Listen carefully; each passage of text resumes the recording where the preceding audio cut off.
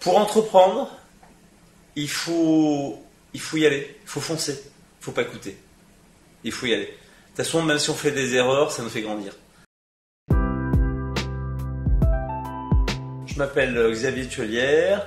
Mon concept maintenant devient, on va dire, commun, mais il y a 16 ans en arrière, c'est un salon donc sans vitrine, une cour intérieure, un accès comme si on allait chez un médecin. Et le concept, c'est on accueille nos clientes, on les écoute individuellement. C'est vraiment la base.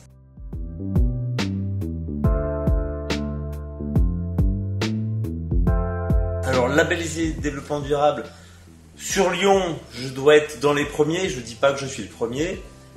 Je dois être dans les premiers. Ça fait maintenant 7 ans.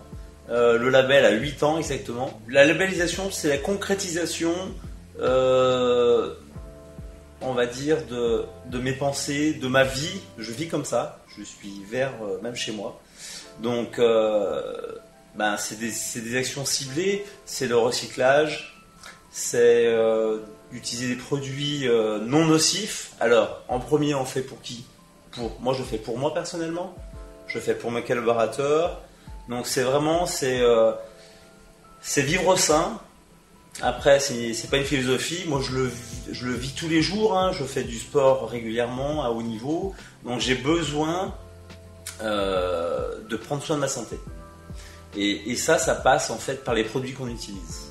Alors, les produits qu'on utilise, on fait attention. Alors aujourd'hui, il y a des choses simples pour vraiment voir les produits s'ils sont bons. Il y a des applications. Alors, au départ, on travaille avec Yuka. Maintenant, on travaille avec une autre application, c'est Que Choisir, qui est beaucoup plus fiable dans le sens où Yuka, on s'est aperçu de certaines petites choses qui nous a déplu. Donc, on fait vraiment Que Choisir, qui est une association qui a derrière pas de lobbying. Donc ça nous permet de cibler nos produits. Ensuite, donc, on a toute l'application, c'est-à-dire tout ce qui est l'ARSE, c'est-à-dire les obligations d'un salon. Donc nous, on les a. Et pour cela, en fait, dans le label, vous avez EcoCert qui passe et qui rate tous les points. Donc il y a un cahier des charges qui est assez strict, donc qui vérifie, donc tout est en application, que ce soit aussi bien aux normes incendie, aux normes électriques, aux normes déchets, parce que quand on a des déchets, il faut qu'on ait une traçabilité. Tous les 2 ans exactement, l'audit, exactement, le label on a pour 2 ans, 3 ans exactement. Et donc effectivement il passe. Alors là le label est en train de changer, d'évoluer. Peut-être avant-première, le label devrait partir peut-être en normes, donc ce qui sera encore beaucoup plus... on a un cahier des charges beaucoup plus important il y aura plus de 1, 2, 3 étoiles. Donc on est labellisé ou pas.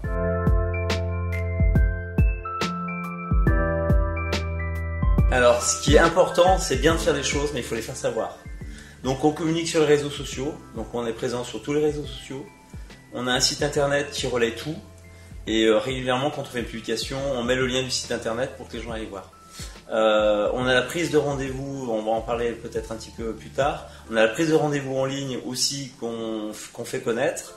Et aujourd'hui, beaucoup de gens nous trouvent en grande partie sur Google, où on a notre fiche qui est complètement remplie, où on peut voir qu'on a la prise de rendez-vous en ligne, où on peut voir qu'on a le site internet. Et automatiquement, par rapport à ces relais, les gens, soit ils s'inscrivent en ligne, ils prennent rendez-vous, et on fait connaître nos actions comme ça. C'est-à-dire animation pour Fête des Mères, animation, etc. C'est les réseaux sociaux qui vont relayer. Et on a vraiment, les gens voient la vie du salon, parce qu'on publie énormément. Chaque collaborateur doit publier, donc il publie une fois par jour. Donc on est 5, donc ça fait beaucoup de publications. Mais les gens prennent ce qu'ils veulent, ils piochent. En fait, on va dire que c'est un outil. Et donc voilà, donc il y a des gens qui vont aimer le ombré, des gens qui vont aimer les coupes-pommes, les barbes, etc. Le fait de voir sur des visuels, c'est beaucoup plus parlant qu'un texte. Donc le texte, on le limite vraiment au minimum. Et c'est vraiment que de la photo. Et quand on travaille sur du texte, c'est vraiment 5 lignes, quoi. C'est l'essentiel. Tout ça lié, ça représente 30% de mon chiffre d'affaires. Parce que nous, vraiment, aujourd'hui, systématiquement, on demande aux clients comment ils les ont connus. Je dirais même que c'est plus de 30, quoi. Mais voilà, il y a toujours sur le bouche-oreille, etc. Mais vraiment, les réseaux sociaux, c'est quelque chose à ne vraiment pas négliger.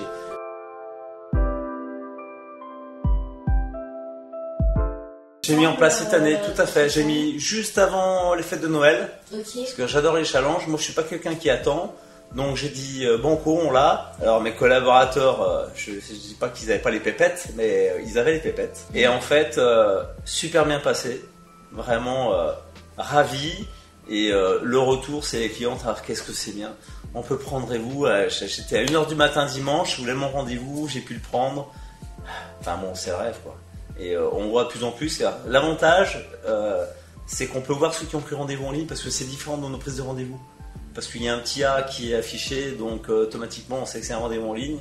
Et aujourd'hui, on est beaucoup moins dérangé par le téléphone.